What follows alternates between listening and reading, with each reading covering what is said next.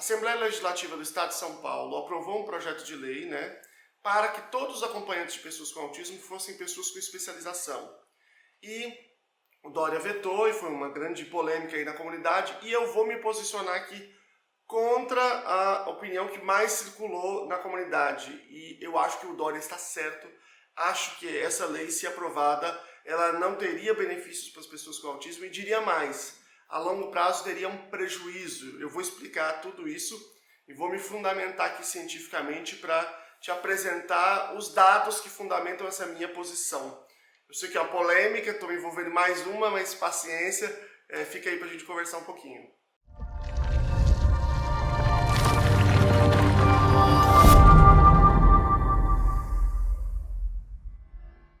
Bom, em primeiro lugar, eu não sei quem propôs, quem articulou, quem fez nada em relação à lei, não tem nada pessoal com ninguém, não sei, não acompanhei, vi só depois, na verdade.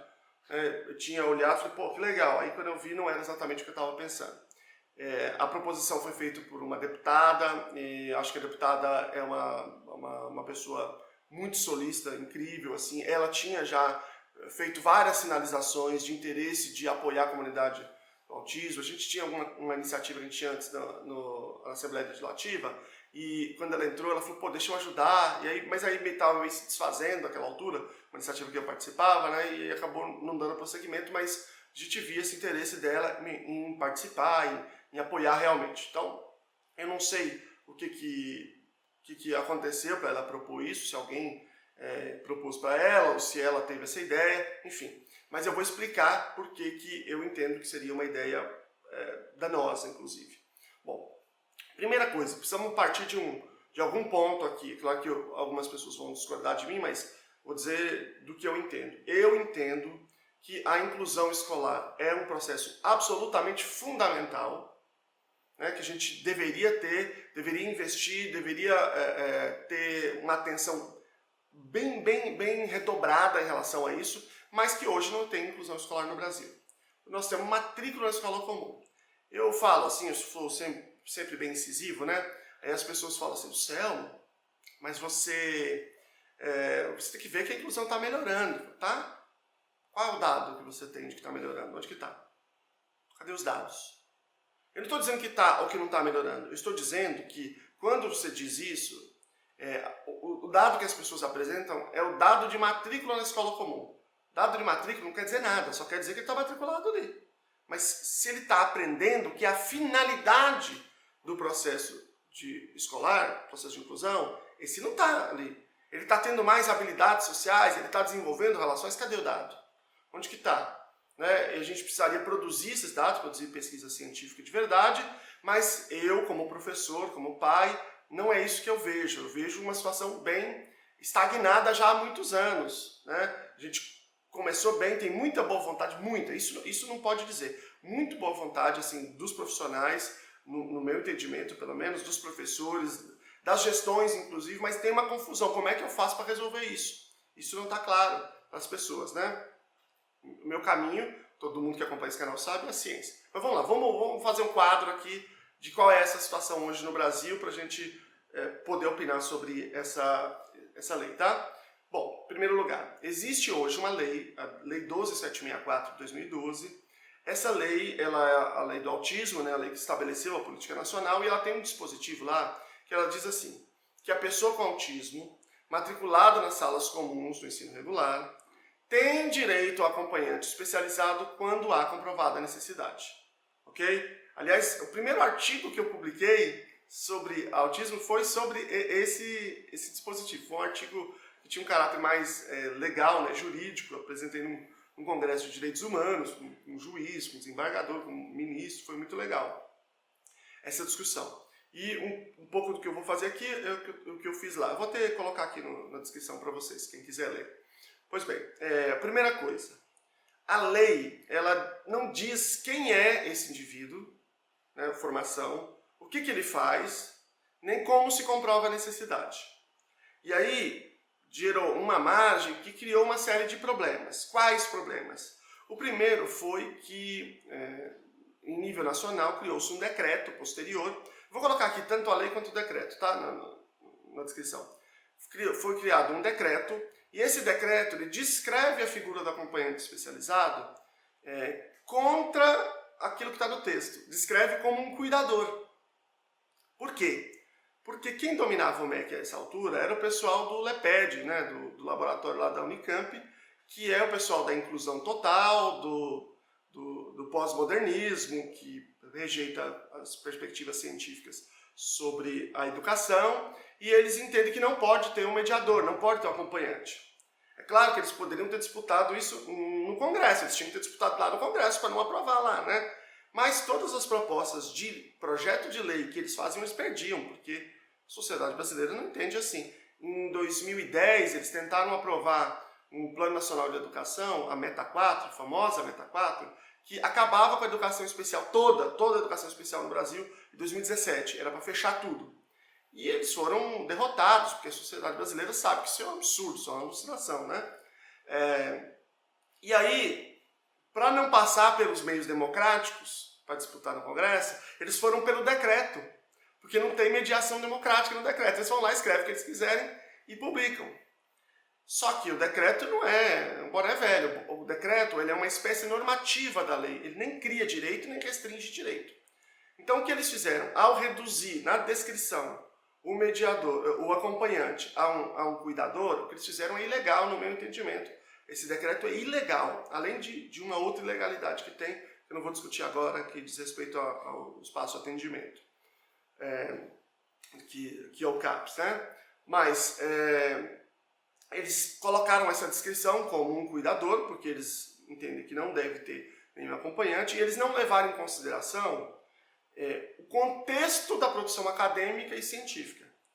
É isso que deveria ser feito, porque a lei era muito aberta, o decreto também teria que ser descritivo daquele contexto. Quando você olha para a lei, você tem que fazer uma coisa que é uma interpretação, que no direito se chama hermenêutica, uma hermenêutica, né, histórica, desse momento histórico em que ela foi aprovada, 2012, né, século XXI. E aí, se você fizesse isso, você iria ver que tem algumas correntes que pensam papéis diferentes para esse indivíduo. Tem a corrente que pensa que esse indivíduo tem que ser um cuidador, que é a corrente deles, tudo bem, é uma perspectiva, né? Ainda que não tenha natureza científica, é uma perspectiva que tem espaço na academia, né? Tem a perspectiva da bidocência, que é o professor Otto Augenbayer, é um grande nome lá do Sul, trouxe esse modelo lá de Hamburgo, né? E trouxe para discutir no Brasil, Hamburgo na Alemanha. Tem o modelo da docência compartilhada, que é um modelo defendido por uma parte dos pesquisadores da UFSCar, por exemplo, a professora Eniceia Mendes, da Unesp, a professora Vera Capellini, que é da UFSCar, né? Ela fez doutorado na UFSCar, e tem a perspectiva desse acompanhante como um mediador comportamental, que é a perspectiva da análise do comportamento, que é uma forma bastante bem sedimentada cientificamente, é o que é utilizado, por exemplo, de um modo geral nos Estados Unidos e que também está aí colocada, né, no cenário acadêmico e, portanto, elas todas tinham que estar contempladas num decreto que fosse um decreto legal, que obedecesse às normas jurídicas brasileiras. Bom, essa é uma questão. A outra questão a lei diz, né, que ele tem um acompanhante especializado. Qual que é o problema? Que não existe uma especialização para esse caminho, uma especialidade, vamos dizer assim, para esse caminho de um cuidador, que seria uma coisa mais simples. Então, talvez até essa perspectiva deveria sair e não constar no decreto. Bom, existe um princípio jurídico que é o seguinte, presta atenção, vocês pesquisam depois aí, procura aí, artigos jurídicos, livros sobre doutrina jurídica e tal. A lei não tem palavras inúteis. Esse é um princípio jurídico, tá? Da doutrina. No direito é assim que eles chamam a parte teórica, né? Doutrina. Isso quer dizer que a palavra especializado quer dizer alguma coisa. Tem que querer dizer alguma coisa. Não pode ser uma coisa que tá lá só para enfatizar alguma... Não. Ele tem que querer dizer alguma coisa específica. Aí as pessoas confundem especializado, em primeiro lugar, com especialista. Isso é, alguém que terminou um curso de pós-graduação lato sensu. Certo? Então, em primeiro lugar, são coisas diferentes, né? São duas palavras diferentes e lei é lei, lei é palavra e as coisas têm que ser interpretadas da forma que elas foram escritas. Então, esse é o primeiro problema. Mas ainda que eu tivesse especialista. Especialista é uma palavra que as pessoas em geral tomam como alguém que fez um curso de pós-graduação lá do Senso, mas isso não é um título. A pós-graduação lá do Senso, ela é uma oferta que está regulamentada por uma resolução do Conselho Nacional de Educação, legal, tudo certo, tudo dentro da legalidade, só que quando a universidade ou a faculdade termina o curso de pós-graduação, você terminou, beleza, você vai receber um certificado, ela vai pegar um certificado e vai te entregar, que é diferente do ensino fundamental, graduação, mestrado e doutorado. Porque nesses casos, o que ela te entrega é um diploma. Diploma é uma coisa, certificado é outra coisa. Lembra a especificidade da lei? Certo? Diploma é uma coisa que é registrada no MEC, porque é um título que você recebe, é um título público. Eu não posso dizer que eu sou mestre se eu não for. Não posso dizer que eu tenho um doutorado se eu não for, se eu não tiver doutorado. E assim por diante, eu não posso dizer que eu sou engenheiro se eu não for. Porque são títulos que são conferidos pela sociedade através de uma instituição, mas isso é registrado no MEC, é a sociedade que oferece, certo? Agora, especialista não. Então, uma pessoa, por exemplo, que toda a vida fez o acarajé, faz o acarajé maravilhoso, ela pode dizer, gente, eu sou especialista em fazer um acarajé aqui, show de bola, estilo baiano. Não há nenhum problema, não há nenhuma irregularidade, não há nenhuma violação legal. Ela não pode falar, eu tenho um doutorado em fazer isso, em culinária. Isso ela não pode falar, mas porque isso é um título. Especialista não. É uma palavra que é utilizada em outros contextos também, porque não é título no Brasil. Ok? Então, além disso, está dizendo especializado e não especialista. Então, especializado quer dizer que ele domina alguma especialidade, não necessariamente que ele tem um curso de pós-graduação. Esse é o cenário da lei. Os municípios, cada um interpreta isso de um jeito diferente. É um boné velho. Olha, eu nunca vi uma coisa mais, assim, mais confusa do que isso. Tem município que diz que especialista é que alguém que é do Fundamental 2, matemática, português, física. Eu já vi município que pega a pessoa do que eles chamam de, como é que é? O Bolsa Trabalho, é coisa de braçal, né? Trabalhador braçal, que os municípios dão uma bolsa para trabalhadores que estão em condição de risco, para poder, em geral, fazer trabalhos braçais. Eles pegaram, o município pegou e botou o pessoal para ser acompanhante. Tem todo tipo de coisa que você puder imaginar. Até eu quero que você compartilhe como é que é no seu município. Compartilha aqui embaixo como é que eles fazem aí na sua municipalidade. Bom, então nós temos realmente uma situação que merece uma regulamentação.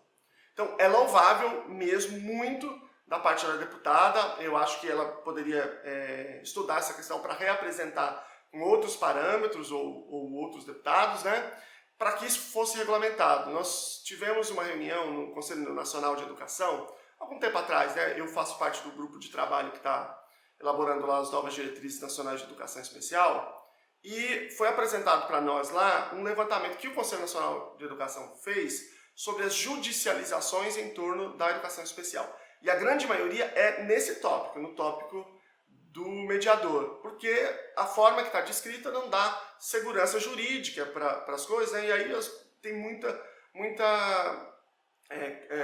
questão que vai para o judiciário. Isso é um problema para todo mundo, é um problema para as famílias, que é uma treta para o judiciário, é um problema para a prefeitura, que também tem que ficar respondendo isso. Se tivesse uma segurança, uma coisa para todo mundo, era muito melhor, para todo mundo. Mas depende da solução. E aí eu vou entrar especificamente no que era exigido nessa lei e por que isto é um equívoco, no meu entendimento, tá? Vamos lá. Essa lei exigia que esse indivíduo tivesse, basicamente, ele fosse um professor e ele tivesse uma pós-graduação, né? Tivesse uma formação extensiva lá em transtornos do desenvolvimento, em autismo, por exemplo, certo? Era isso, ele precisa ser professor e ter uma formação exaustiva, saber muito, dominar muito, mais ou menos assim, um especialista em autismo, mais ou menos isso, tá? Só para ficar mais simples aqui, também coloco aqui embaixo para vocês poderem consultar e ter a própria posição de vocês aí. Bom, e por que isso é um problema? Primeiro, ok, nós queremos que o mediador seja alguém que seja capaz de fazer o indivíduo aprender, correto? Correto. A pergunta é, para que o indivíduo com autismo que está lá, que vai receber a mediação, para ele aprender, essa pessoa precisa ser professor ou não precisa ser professor. A gente sabe que esse indivíduo precisa saber um conjunto de coisas. Esse indivíduo tem que implementar práticas para que a criança aprenda, ok. Mas a minha pergunta primeiro é a seguinte: a docência, hoje no Brasil, oferece essa formação? Vou dar a minha posição. Não, nem de longe. A docência, hoje no Brasil, ela tem um problema crônico, eu estou denunciando isso frequentemente, né? Porque a nossa academia, ela tem um compromisso anticientífico, na maioria, claro que não é todo mundo, né? Anticientífico brutal, assim. É de fazer corar os terraplanistas. Dos terraplanistas ligar e falar, vocês não estão exagerando aí quanto à ciência, não? Você tem certeza? Né? Então, existe uma perspectiva na nossa formação. Eu sou professor, eu sou licenciado, também dou aula há muitos anos em curso de professor. Né? Então, estou falando muito também da minha experiência e do que eu converso com as outras pessoas e do que eu conheço da literatura a respeito. Você faz um discurso sobre a educação, sobre a importância da educação, mas como ensinar? Como ensinar, eu não vejo. Ninguém, não estou nem falando de pessoa com deficiência. Ninguém, não tem o assunto dar aula. Estratégias para eu dar aula eficientemente. Agora, se eu for falar de transtorno do desenvolvimento, aí piorou. Mas tudo bem, está dizendo lá, especialista, tem que ter especialista em autismo, tem que dominar transtorno do desenvolvimento. Falar para mim sobre o que é autismo não faz a menor diferença. Eu saber de cabo a rabo o que é o autismo não faz a menor diferença. Porque é isso, inclusive, que os cursos de pós-graduação em educação especial, na sua maioria, fazem. Diz para mim, olha, o autismo é isso, isso, isso e aquilo. E na Grécia jogava as crianças na pirambeira, e aí na Idade Média eles tratavam as crianças com caridade, e depois veio a segregação, que era muito ruim, e depois veio Salamanca, ficou tudo bem, graças a Deus, tá tudo certo, somos todos iguais, tem que respeitar a diferença, e é isso daí, tem que respeitar o próximo. É isso, ele fica falando isso. Se tiver 5 anos, vai ser 5 anos falando isso. Eu quero até fazer um desafio para vocês aqui, aberto aqui, agora para vocês. Eu quero saber de verdade, eu não sei se tem algum dos que eu tenho aqui, não tem. Eu quero saber se tem um livro, que tenha na capa a expressão educação especial ou educação inclusiva e que dentro tenha uma prática. Uma. Eu já falei isso em live, mas as pessoas da live podem não lembrar. Nunca alguém apareceu. Tem um aqui. Eu quero saber se tem um livro. Porque aqui demos 300 e nenhum tem nada. É só para dizer a mesma coisa. Que na Grécia jogava as crianças da pirambeira, depois era caridade, depois era segregação e agora está tudo bem, graças a Deus, que todos iguais. É só isso. Por quê? Porque estabeleceu-se essa ideia, né, na nossa academia, de que o problema é do coração, que o coração não é bom. Se a pessoa tiver um coração bom, então todo mundo aprende. É esse que eu sinto. Você pode ver, assim, eles falam em outras palavras, né? O nosso problema fundamental é o problema atitudinal. Atitudinal, ou seja, você não tem o coração bom, né? Podemos falar assim, para falar no português claro aqui. Essa pervasão, né, dessa linha meio Augusto Cury, meio assim, né? O poder da vontade, essa coisa assim, né? Só que com uma cara mais acadêmica, citando os autores e tal, né? Mas a rigor é a mesma coisa, né? Então, por exemplo, se você propuser, vamos mensurar a aprendizagem num e no outro contexto, não pode mensurar nada, não faça isso. Manda um e-mail para alguém que você queira fazer mestrado e fala que você quer mensurar a aprendizagem, por exemplo. Diz que não pode, é impossível de mensurar, porque o ser humano é não sei o quê, né? Como é que não pode mensurar? Como é que você não pode avaliar a aprendizagem? Isso não existe, né? Bom, mas enfim, isso é outra digressão aqui. Então, o primeiro problema é o seguinte, essa formação não garante esses pressupostos. Não garante, no meu entendimento, tá? Segunda questão, se eu vou pegar esses professores, eu vou ter que pagar um dinheiro muito maior, tipo 5 vezes mais do que se eu pegar um outro profissional de um nível sem essa formação. 5 vezes mais, 6 vezes mais, depende do contexto, né? Bom, vamos ver o que a ciência tem a dizer? Será que a ciência já analisou essa questão? Eu digo para vocês, já. Um estudo relativamente recente, em que eles se perguntaram, esse mediador da pessoa com autismo pode ser uma pessoa não especialista? E eu vou colocar aqui o estudo para vocês, e a resposta é sim, pode. E eu não estou dizendo de um estudinho, não, um artiguinho que cada um sair escrevendo o que quiser, não. Não. Eu estou falando de uma revisão sistemática com meta-análise, com integração estatística, que é o nível mais alto que tem. E entre esses, é mais alto quando essa revisão sistemática é de estudos randomizados. E essa é só de estudo randomizado. E não é 1, nem 2, nem 3, são 31. Vocês têm ideia do que é isso? Eu estou querendo dizer que a evidência produzida por esse estudo junta de todas as vacinas, junta que não dá isso. Não é uma coisinha qualquer. É uma segurança absurda, poucas vezes vista no cenário científico. Então, em primeiro lugar, a gente sabe que funciona, é efetivo, ainda que o indivíduo não seja especialista, ele não precisa. Então eu tenho duas opções, ou eu contrato uma pessoa por 6 vezes o valor, ou por 1/6 desse valor. Qual que deve ser a minha opção?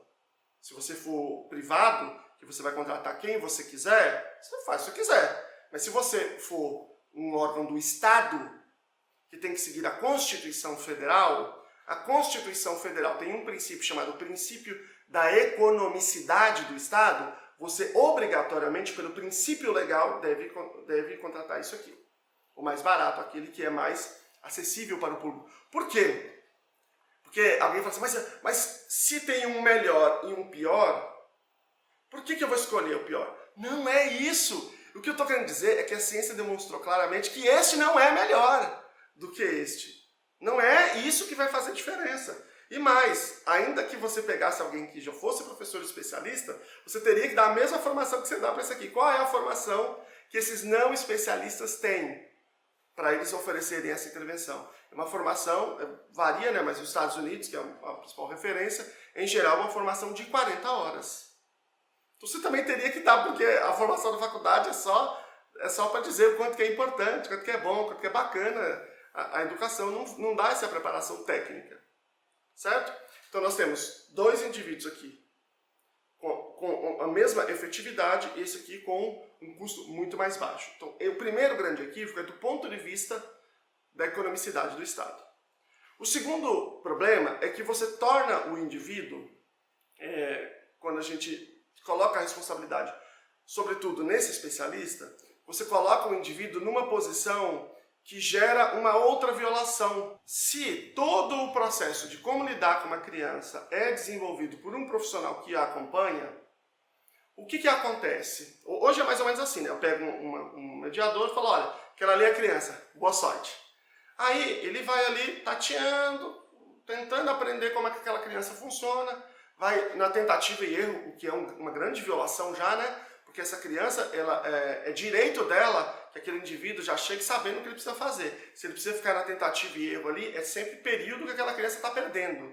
E outra coisa, esse profissional vai na tentativa e erro e ele pode acertar. E ele pode não acertar, pode vir a não acertar. Tanto que a taxa de desistência entre os profissionais que são contratados como mediador é altíssima. Uma grande parte entra, depois de uma semana, 2 semanas, falando, eu não entro, não dá pra mim não. E vaza. Aí vem outra, às vezes também não vaza, aí vai trocando e vira um inferno a vida da família, né? Esse é um primeiro problema, né? O segundo problema é o seguinte, ok, ele está lá acompanhando, vamos imaginar que ele descobriu como é que aquela criança funciona, tudo certo. Num certo momento ele diz assim, olha, eu tô com Covid, ou eu tô com não sei o que, ou eu vou ter que me afastar. Aí, ou eu não vou amanhã, o que a escola faz? Família, é o seguinte, amanhã o mediador não vai não, viu? Não traz ele para a escola não. Aí o pai e a mãe tem que dar 300 mil pirueta para ficar em casa. Às vezes perde o emprego por conta disso. Né? Às vezes falta o emprego e perde o salário daquele dia descontado. E aquilo ali pesa na mesa da família. Tudo isso é uma violação absurda. Então, qual que é o segredo? Como é que se faz direito? E como é que a gente poderia fazer para resolver essa questão, para atingir o objetivo que seguramente a deputada tem, né? Para que isso seja feito adequadamente. É investir, presta atenção. Olha aqui, olho no olho aqui. Sala de recurso, professor de educação especial, é lá que mora o ouro, é lá que está o pulo do gato. Esses profissionais hoje estão com uma insegurança tremenda, eu não estou falando só de São Paulo não, estou no Brasil inteiro, hein? Estão com uma insegurança tremenda, põe um, depois põe o outro, depois tira, depois... É um negócio complicado, o salário baixo, não tem carreira, não tem a carreira, tem que ter a carreira, né, do profissional de educação especial dentro da rede, carreira. Para de dar essas formação de autoajuda todo ano, pelo amor de Deus, começa na formação de verdade, vai nas universidades e procura que é ciência, não é porque está na universidade que é ciência, procura que é ciência, que é prática baseada em evidência, tá? Tem que procurar isso nas formações. Esses professores estão cansados de todo santo ano falar que jogava as crianças na pirambeira. Oh, pelo amor de Deus, ensina a pessoa a fazer um PEI, ensina o indivíduo a intervir numa situação de crise, ensina o indivíduo a fazer um plano de conduta, ensina a fazer uma avaliação com um protocolo cientificamente validado, depois ensina outro protocolo cientificamente validado. Vamos fazer um negócio legal, investe na sala de recurso. Porque aí o lance é o seguinte, ó, presta atenção. Chegou a criança, quem faz a avaliação é esse profissional. Tanto melhor se ele tiver uma equipe multidisciplinar. Essa é outra coisa que a nossa academia fica dizendo. Ah, é modelo médico, é não sei o quê. Tudo discurso pós-modernista para lacrar. E é um discurso que prejudica todo mundo, mas prejudica sobretudo os mais pobres.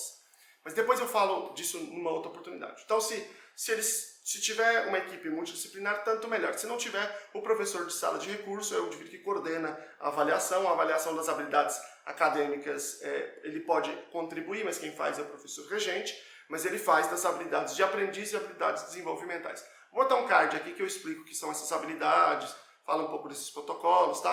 Na verdade, tem várias lives já falando sobre isso aqui. Bom, é o professor de sala de recurso que faz esse plano, o plano de ensino individualizado. Nesse plano tem que ter o seguinte: identificação do estudante, avaliação com protocolo cientificamente validado, ouvindo a criança, o adolescente e os pais.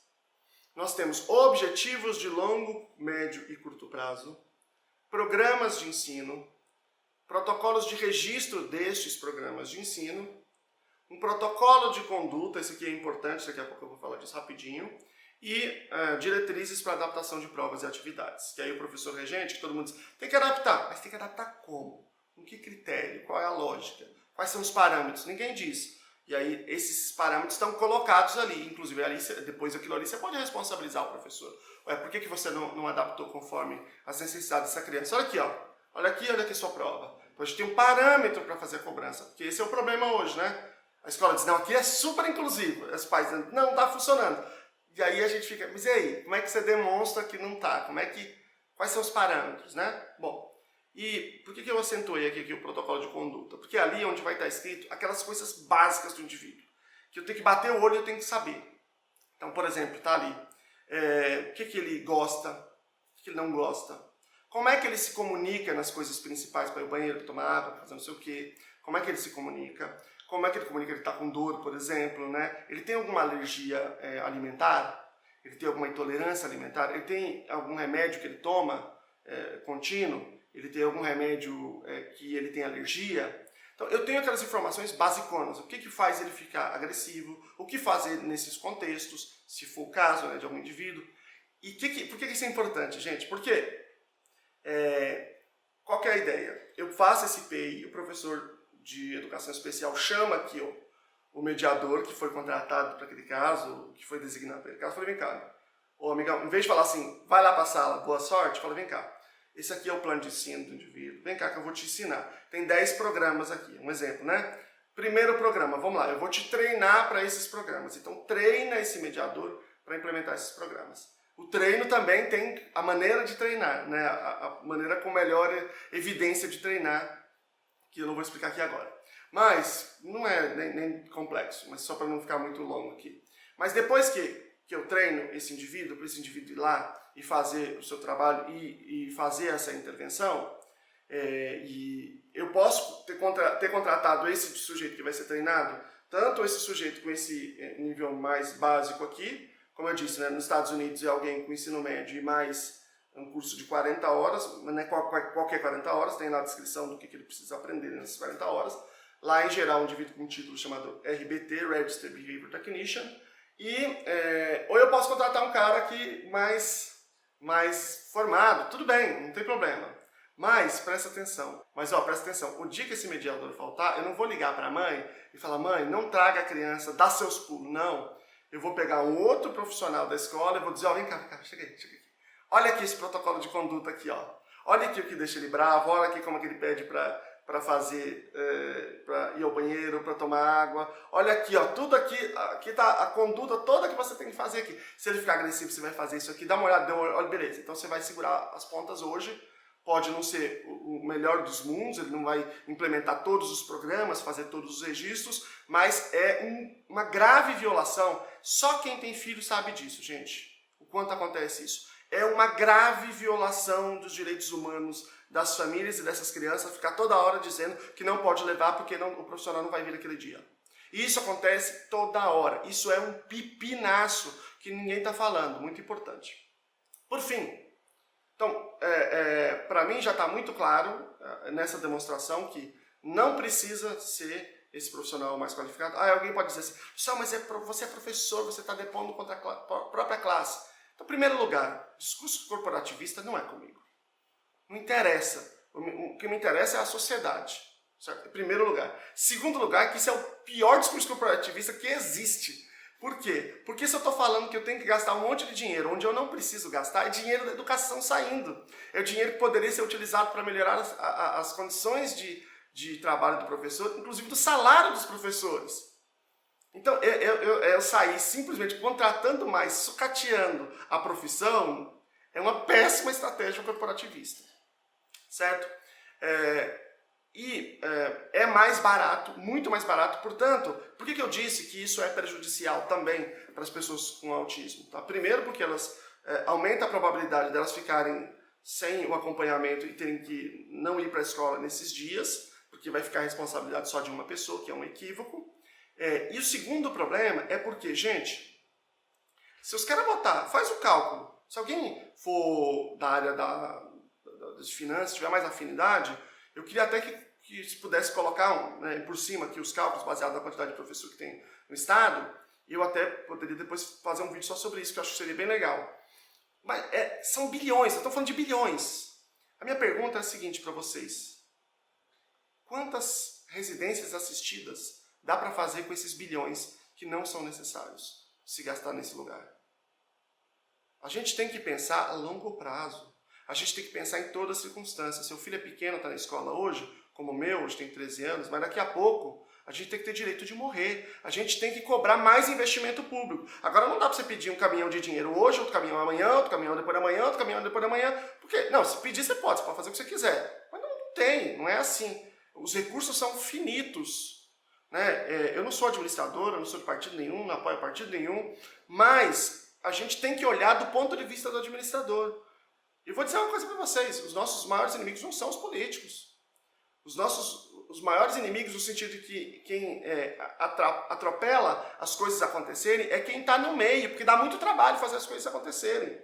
Tem que estudar, e a maioria não está engajada em nenhuma prática com ciência.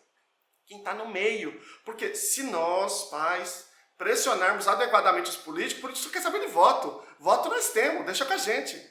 Só que no meio é que a coisa não acontece. Então imagina quanta residência assistida, para quantas pessoas que os pais morrem, eles vão parar na rua. Morrem muitas vezes, logo depois dos pais, porque não tem ninguém para dar amparo nenhum. Isso é muito comum, infelizmente.